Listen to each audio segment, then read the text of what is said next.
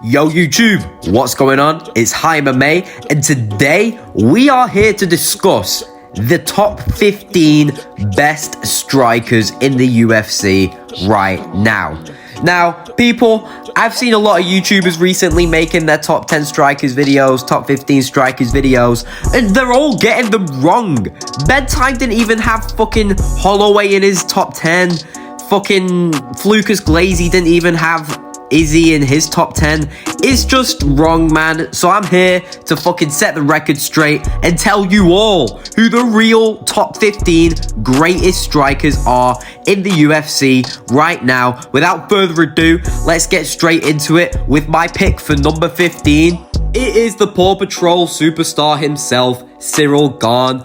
Now, I chose Ciryl Gane because I would say he is the best striker at heavyweight as of right now. But heavyweight is just such a bad division skill-wise compared to the lighter weight classes. You can't really put him too far up there. And, you know, he's had good wins. He's beaten Rosenstruik. He's beaten Junior Dos Santos. He's beaten Volkov. He's also beaten Derek Lewis. And in his last fight, he beat Sergey Spivak. Now, it has been announced, I'm pretty sure, that he's going to be taking on Volkov again for the second time in his next fight. Volkov recently looked really good against Pavlovich. I don't know why I got confused about that. But yeah, he looked really good. He was getting a fucking fade mid-round. And he looks like he's, you know, on a good streak at the moment. I don't think I'd pick him against Gane, but I would say that he's going to look really good against him. I think that's going to be a great striking matchup because Volkov himself wasn't too far away. I'd say he's top 25 strikes in the UFC right now. He looked really good. So if Gane can come back and beat him, that proves that he has earned that number 15 spot. You know, he has lost though against like elites of the division. You know, he got absolutely walked through by John Jones. And you know, he lost to Ngannou, who's probably top 3 heavyweights of all time, top 5. So it just shows that he's not quite there at the top of the division in terms of all-round based. Like, you know, is he an all-round fighter? Not as much as John Jones or Ngannou, and that has been proven. So for those reasons, he is at number 15. Let's not mess around. Let's get straight to number 14 because my pick is Stephen Wonderboy Thompson. Now, this is one of those fighters where you kind of gotta, you know, use your eyes and actually look at how good his technique is. And, you know, because it's not like he's a number 1 contender right now. It's not like he's up there high in the rankings. But he has beaten some people that are currently higher than him in the rankings. You know, he's got some great all-time wins as well. Like Robert Whittaker, obviously they fought when they were both super early in their careers, but it is still a win. He's beaten Jeff Neal, who's still in the welterweight rankings. He's beaten Vicente Luque, who I'm pretty sure is still in the rankings. He beat Johnny Hendricks, who's a great all-time fighter. Rory McDonald, who is a very slept-on fighter at welterweight. He beat Masvidal. You know, he's got great wins. He has had losses, though. He's been beaten by Till, another great striker. Anthony Pettis, someone who I would consider a top 20 striker of all time. Woodley, who's a previous champion. He actually had a draw with Woodley. He's been beaten by Shavkat and Bilal, that are both higher than him in the rankings at the moment. But, you know, he's still punching. Everyone wants to see the MVP fight. He's probably going to be surprised that MVP isn't on this list. But yeah, he's not on here. Stephen Thompson is. I would pick Stephen Thompson to beat MVP, like I said in the last video. And yeah, I just think you got to look at him, his technique, that karate style. It's just perfect. Watching Stephen Thompson fight is like watching fucking art, man. He's amazing. And he has very much earned the number 14 spot. But due to the losses, I can't really put him any higher. So with that being said, let's move on to number 13. Okay, boys, my number 13 choice is Corey Sandhagen.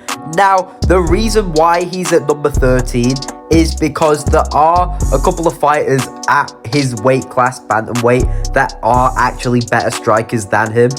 Now, his striking is amazing, but he is one of those fighters where he's kind of good at everything. And his last couple of fights, he has kind of mixed it in with the grappling a little bit. His grappling's improved a lot. His fight IQ is insane. If you watch his YouTube channel, you'd know. In his next fight, he's going to be taking on Nurmagomedov. And, you know, I think if he's improved his grappling enough and his striking is as good as it looked against, you know, for example, Edgar, you know, look at that flying fucking knee. Insane. If he could get some kind of shit like that on the Magomedov, that's an easy title shot right there. I do believe he's one win away from a win. One win away from a title shot currently at bantamweight. I'm not sure who he'd be taking on, either Merab or Sean O'Malley. I would say Sean O'Malley because Merab's a fucking idiot. But, you know, you never know. Crazy things happen in this fucking sport, man. But there aren't too many things I can say about him. He's lost to Sterling, who, you know, was champion before O'Malley. He's lost to Yan, who's, you know, also, like I said, better striker than him at his own weight class. And, yeah, I just think he's lost to TJ as well, who I would say he's a better striker than him of all time. And, yeah, that he's at number 13. Still an amazing fighter, though. I am rooting for him in his next fight. Let's not mess around. Let's get straight into number 12. You know I had to throw him in. It's Dustin Poirier.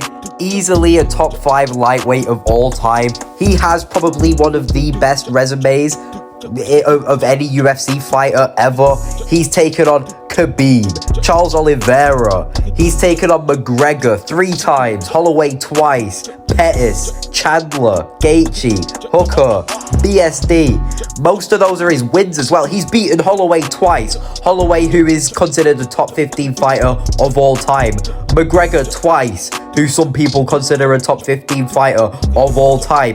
He's beaten upcoming fighters in recent history, like BSD, knocked his ass out this year. He just went 4 solid rounds with Islam Makhachev. Like, come on now. This guy is fucking elite. The diamond. And it's not even really like he's a kickboxer. It's more the boxing that gets him up here. He's literally had a fucking hip replacement. He can barely fucking throw kicks anymore, but he is still standing and banging and serving out beatings to this day. And most of his losses were earlier on in his career. Don't get me wrong. He's had a couple rocky ones recently, but he showed that he's fucking sick. I consider him a top 5 lightweight of all time. And if it wasn't for the fact that he recently lost to Islam Makhachev, he would actually be a couple spaces higher on this list. But with that being said, let's move on to number 11.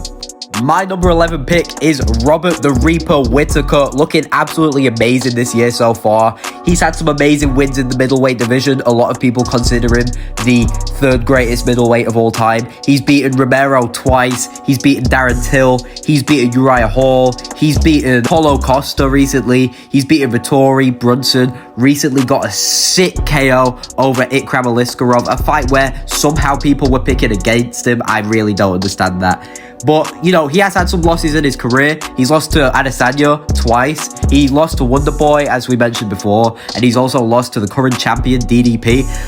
A loss that he said a couple of times in interviews that he plans to avenge.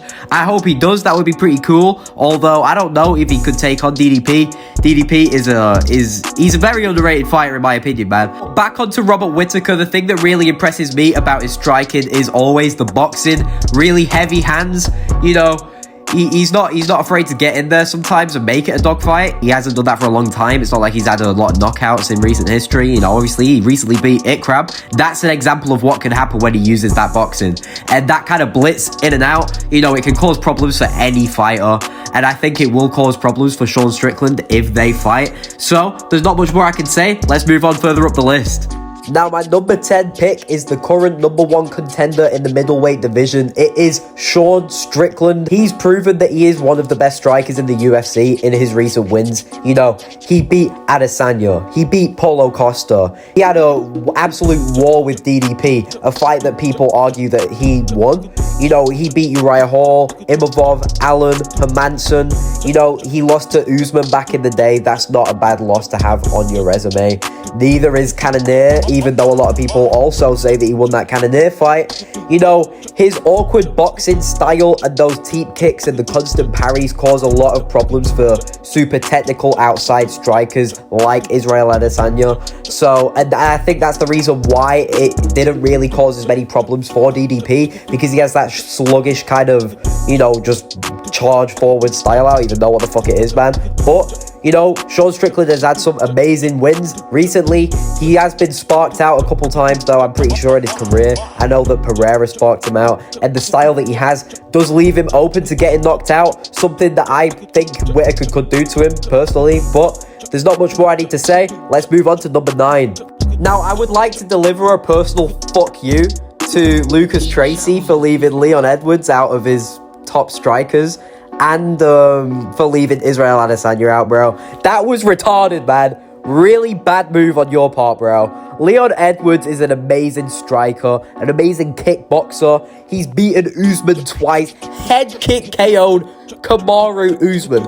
People forget how fucking good that was. He's beaten Nate Diaz, Dos Anjos, Cerrone, Luque, Nelson. He lost to Usman back in 2015, fucking ages ago, and he hasn't lost since. Looking absolutely unstoppable. Gonna spark Bilal Muhammad out. You heard it here first. You know, he's always managing distance perfectly. He has some crazy takedown defense. Bilal will not be able to get this guy down, bro. Trust me. He's going to piece up Bilal easily, and then he's going to piece up everyone else. I don't see this guy losing anytime soon. Absolute beast. Let's move on to number 8. In the number 8 spot, I have Max Holloway. One of the best boxers in the UFC, arguably the best boxer in the UFC. He has beaten the greatest featherweights of all time, quite literally. He's beaten Aldo twice. He's beaten Oliveira, Gaethje, Ortega, Rodriguez, TKZ. He's beaten current contenders like Allen, Cater, obviously Rodriguez, like I said, and Ortega himself. He's lost to Volkanovski 3 times, though, an asterisk that will linger over him for the rest of his career. He's lost to Conor McGregor, but that was both when they were quite young. But, you know, it's not like he's avenged that loss, so it looks a bit worse on his record than it would on Dustin Poirier's, for example, seeing as he's avenged that loss twice now. But speaking of Dustin Poirier, he has lost to him as well twice, even though at this point in time, I think he would beat him. I don't think they'll book that fight ever again. But speaking about his actual ability, always elusive striking, you know, he holds the record for the most significant strikes ever thrown in a fight when he turned Calvin Kattar into a punch bag. You know, he was screaming at the fucking commentators while he was teeing off on him. He had that sick fucking KO over Gaethje at UFC 300, literally pointed to the fucking floor and then knocks that bitch ass out. Yeah! Bro, that shit got me so fucking hyped. But yeah, Max Holloway at number 8. Nothing more that needs to be said. He's proven why he should be at number 8. Let's move on to number 7. At number 7, we have Lucas Tracy and MMA Guru's least favorite person. It's Israel Adesanya. I know you're mad. I know you're mad. But yeah, I had to slip him in the number 7 spot, bro. I do not give a fuck about the Poetar Glazers fucking in my comment section, bro, telling me about how Pereira's the GOAT. He's not yet. But listen, man, this guy, I argue he's the middleweight GOAT. I don't care what you say. He's beaten Anderson Silva. Anderson Silva was beating cans. Look at the quality of Adesanya's wins, bro. He's knocked out Pereira, bro. He's beat Brunson, Romero, Vittori, Whittaker twice, the 3rd greatest middleweight of all time, twice. He's beaten Costa. He's beaten Cannonier. He's beaten Gastelum. Bro, don't forget, like, I get Anderson Silva was out of his prime. But let's not forget, well, that is Israel Adesanya versus Anderson Silva, and he beat him. That should give him some leverage, I would say. I argue he's the middleweight GOAT. I'm waiting for the hate to come in because I know it will come. But I say if he beats DDP, there shouldn't even be an argument for it. I argue he is now, but once he beats DDP, no one should be arguing about it. It should be set in stone. Now, don't get me wrong, bro has had losses, and I'm not talking about the fact it got leaked that he likes his dog. I'm talking about the fact that Strickland schooled him. I can't cope about it. Strickland schooled him. He lost to Jan Blachowicz when he tried moving up to light heavyweight, and he got beaten by Pereira. Kind of an early stoppage if you ask me, but you know, you'll just say I'm glazing, so I'm not even going to go there. Look at his kickboxing record. Elite. One of the greatest kickboxers of all time. One of the greatest kickboxers in the UFC of all time as well. You want to say he's not the greatest middleweight of all time, you know, he slips right into the 2nd spot. You know what I mean? He is one of the greatest fighters of all time. Definitely top 10 MMA fighters of all time, in my opinion. But let's stop talking about Izzy. Let's move on to number 6. Okay, boys, and at number 6, it is Alex Volkanovski. One of the greatest featherweights of all time, in my opinion, the greatest featherweight of all time, has some of the most dominant wins ever. And whether you're winning or losing, if you're leaving a Alex Volkanovski fight, unless your name is Topuria, you are bruised up as a motherfucker. Now, look, he's beaten Max Holloway 3 times, the second best featherweight of all time, in my opinion. He's beaten Yair Rodriguez. He's beaten Jose Aldo, who people say is the featherweight GOAT. He's beaten Chad Mendes. He's lost to Islam Makhachev, and he's lost to Ilia Topuria. Makhachev he's lost to twice. But remember, he's only ever lost once at his weight class, featherweight.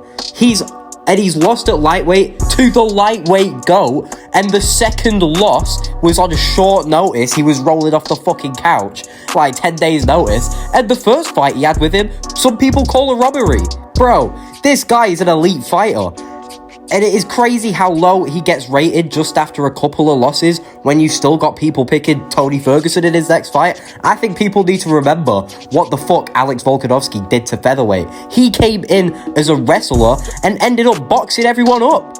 Tell me how he was standing and banging with Max Holloway, bro. Max Holloway is one of the best stand-up fighters of all time, and he boxed him up 3 fucking times, bro. 3 wins. You can't deny it. It's there. So, for those reasons, I have Alex the Great at number 6. No debate there. I would not change this. Let's move on to number 5. Okay, at number 5, I have this absolute gremlin-looking motherfucker. It is Peter Yan. Now, listen. Let me tell you about Peter Yan, bro. This guy beat Sterling in the first fight. I do not give a fuck. He had this guy on his knees begging him to stop basically in the middle of the fight. Why was he on his knees like that anyway, bro? And that knee, it was like, it was a bad IQ move on Peter Yan's part, but the fact that knees to a grounded opponent aren't allowed just irritates me anyway. He has some amazing wins. He's beaten Jose Aldo, the featherweight GOAT, as people say. He beat Song Yudong in his last fight. He's beaten Uriah Faber, someone who gets absolutely crazily overrated by everyone, by the way. He's beaten Corey Sandhagen, and he gave O'Malley a fucking sick fight, and O'Malley's the current champ. He's lost to Merab, and, you can't even really hate him for that loss because Merab is just a mutant with a crazy gas tank and no fucking technique. Bro was getting pieced up by Henry Cejudo at moments. Never forget that. And obviously, he's lost to O'Malley. He's only lost to the top fighters in bantamweight. In my opinion, this is the 3rd greatest bantamweight of all time. I don't need to say nothing more. Look at his boxing, clean fucking boxing. He came up just doing boxing and then he switched it up into MMA. He can deliver a beating to almost anyone in that bantamweight division, and I say that with confidence. And, there's nothing really more that needs to be said, man. Let's move on to number 4. The 4th best striker currently in the UFC for me is Ilia Topuria. Now, I know that he doesn't have that many notable names on his resume so far. Volkanovski being the only one that really stands out, but you have to remember the masterclass he put on Josh Emmett. He finished Mitchell. He finished Herbert. Coming up, he's had some devastating knockouts. And something to remember, even though this is a strikers list, this guy has crazy jiu-jitsu as well. And knocking out Volkanovski, someone who I would have considered a top 3 striker in the UFC as a whole, going into that fight is absolutely amazing to me. The way that he just could be so patient and just get him early in the second round, because you have to think Volkanovski took the first round off of him, but he didn't bite on any of the feints, and then when he did, you knew about it. He knocked out Volkanovski. It was an amazing fight. He's also undefeated, something that I give him a lot of respect for. That's why I have been a little bit generous here and given him the number 4 spot. But you just look at his boxing, it's so clean, and you just know that he will beat so many people in that featherweight division. I personally think he will beat Holloway. I think he could beat Ortega, Diego Lopez, Movsar Evloev, Volkanovski in the rematch. Give him anyone in that featherweight division right now. I think he finishes them. Not just beats them, finishes them. Let's move on to number 3. Now at number 3, I have put the lightweight GOAT, Islam Makhachev. Now, I don't give a fuck if you're mad that I said he's the lightweight GOAT, because he has a better resume than Khabib. He's better than Khabib, shut up. Anyway, let's get into the striking though. I think he is a top 3 striker in the UFC right now. Why do I think this? Look how high he is on the pound-for-pound rankings. He just fucking beat Poirier with staph infection. Went fucking 4 hard rounds with him. Standing and banging, mixing him with the wrestling as well. Looking great. Bro, he's beaten Volkanovski twice. KO'd Volkanovski. That is hard to do, even with him rolling off the couch. He's beaten fucking Bobby Green, someone who's known for the good stand-up. Dan Hooker, someone who's known for the good stand-up. He's only ever lost once via KO when he was a tadpole. And, you know, it was just as he was rushing in and he got caught. I don't think anyone can beat him right now. I don't think anyone in the lightweight division can beat him on the feet. I don't think anyone can beat him in the ground. I think he is the best well-rounded fighter in the UFC at the moment, not just in the striking, but also the wrestling. I think if Ilia Topuria wants to get a couple title defenses and go up and challenge him, he'll get smoked. I don't think that he'll move up to welterweight while Leon Edwards is champion. I would pick Leon Edwards to beat him. I think I'd need more time to think about that. I don't want to just glaze in too much, but I have decided to give him the number 3 spot just because of how well he's managed to mix in striking, to say that he used to be such a dominant wrestler and now, you know, he's mixing in head kicks, the boxing. He's got a decent style and, you know, his recent fights have proven that. So for those reasons, he's got the number 3 spot. Let's move on to number 2. Now at number 2, I have one of my personal favourite fighters, Sugar Sean O'Malley. I've been a proud supporter of O'Malley since he came up on the Contender Series. I've always been amazed by how good his striking actually is. If you watch that Vera fight, I remember watching it live. It was a surreal experience. Watching the way that he moves, he feints. It's like watching a video game or something, man. This dude's moving at 200 FPS, bro. I won't be able to see him with how fucking fast he is. He can let off a 1-2 faster than I can fucking fart, bro.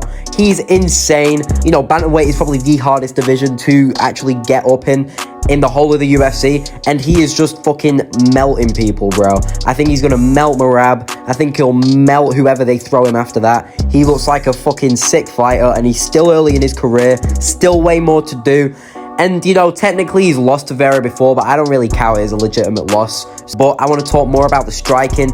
You know, he's got good boxing. He could throw the kicks, the knees. Remember that knee he threw to Vera, bro? It looks like it cracked his fucking skull. The only problem with O'Malley is he is a little bit injury prone.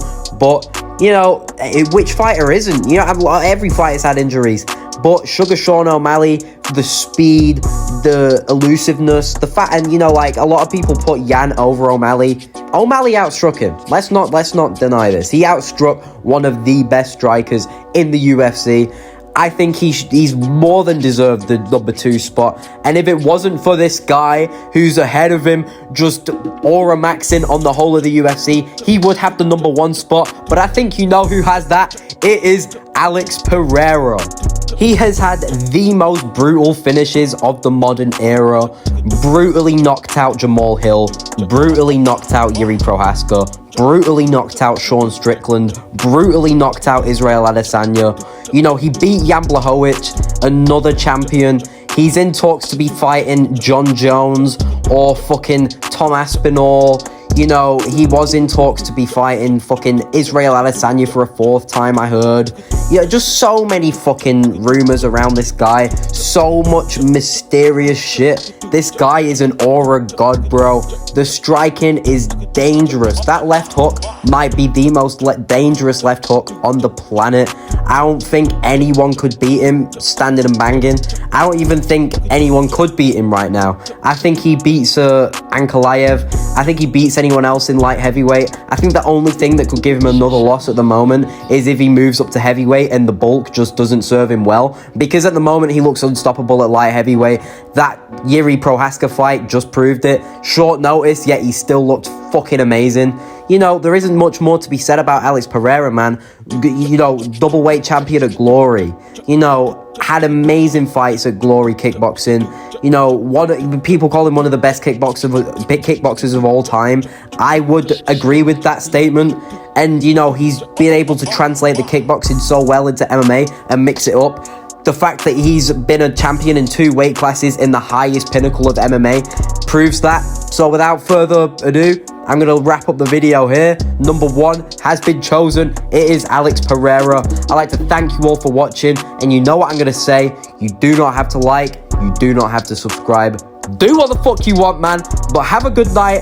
Thank you for watching and peace.